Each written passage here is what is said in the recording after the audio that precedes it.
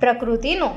અત્યાધુનિક દોહન લાંબા ગાળે પર્યાવરણીય અસરો ઊભી કરે છે અને ઊભી થયેલી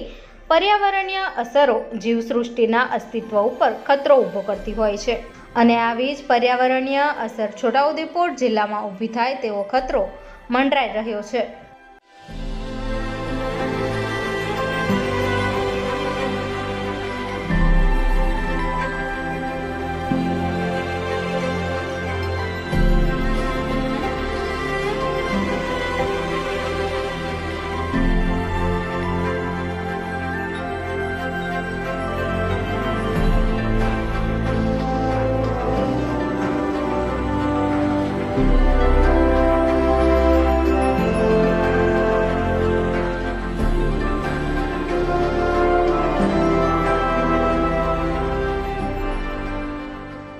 છોટાઉદેપુર જિલ્લામાં ઓરસંગ, હેરન, મેન